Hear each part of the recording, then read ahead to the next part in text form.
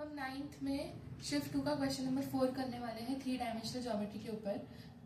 Question में हमें given है कि एक लाइन एग्जिस्ट करती है जो है line of intersection of plane 1 and plane 2 and वो लाइन एक्स एक्सिस के साथ अल्फा एंगल बना रही है और हमारे पास प्लेन 1 एंड प्लेन 2 की इक्वेशन गिवन है। तो हम लोग पहले नॉर्मल वेक्टर फाइंड करेंगे प्लेन 1 का, जिसको हम लोग n1 वेक्टर नाम दे रहे हैं। तो फिर n1 वेक्टर यहाँ पे हम लोग n1 वेक्टर कैसे फाइंड करेंगे, तो यहाँ के जो x, y एंड z के कोएफिशिएंट्स हैं वही n1 वेक्टर के i कैप, j कैप और k कैप के कोएफिशिएंट्स हैं। मतलब यहाँ पे आएगा 2i कैप, ये y का कोएफिशिएंट 3 है मतलब +3 है, तो फिर यहाँ पे आएगा +3j कैप एंड z का कोएफिशिएंट 1 है तो फिर यहाँ पे आएगा +k कैप।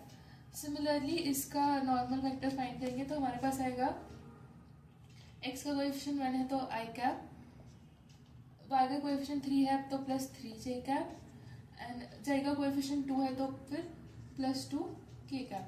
तो हमारे पास n1 वेक्टर और n2 वेक्टर आ गए हैं। तो इसके बाद हम लोग लाइन का डायरेक्शन वेक्टर फाइंड करेंगे और लाइन का direction vector let a vector B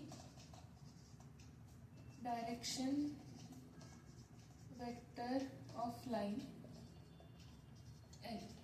तो फिर a वेक्टर हम लोगों के पास आएगा, वो कैसे निकालेंगे हम लोग, n1 vector cross n2 vector से हमारे पास a वेक्टर आ जाएगा।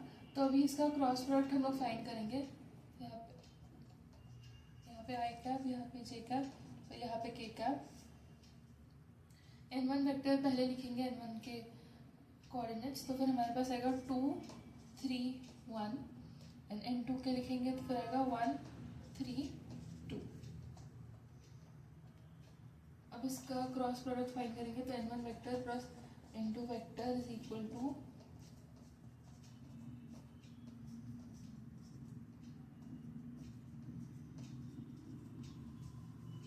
तो फिर आई कैप का कोएफिशिएंट होगा हमारा 3 × 2 दैट इज 6 माइनस 3 × 1 3।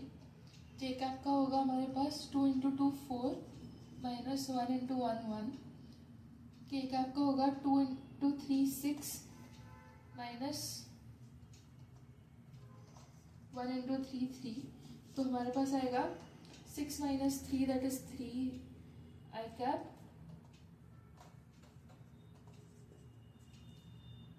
4 माइनस 1 3 और बाहर माइनस है एक, तो फिर -3j cap and 6 minus 3 that is +3k cap.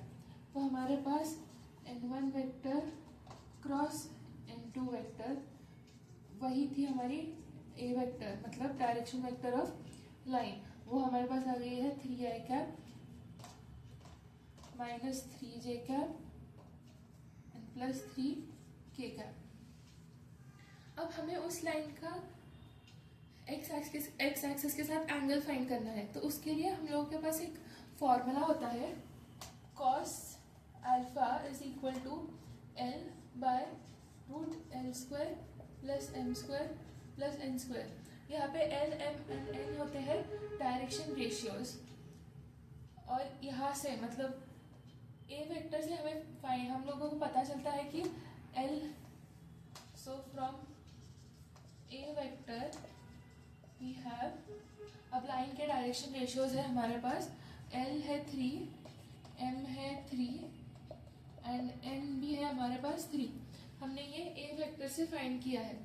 तो अभी हम लोग cos अल्फा की वैल्यू फाइंड करेंगे तो हमारे पास आएगा L की वैल्यू 3 है अपॉन √L का स्क्वायर मतलब 3 का स्क्वायर प्लस M की वैल्यू यहाँ पे -3 है प्लस -3 का स्क्वायर प्लस 3 का स्क्वायर। तो फिर cos अल्फा आएगा हमारे पास 3/√9 + 9 + 9 विच इज इक्वल टू 3/9 + 9 + 9 होता है 27, तो 3/√27।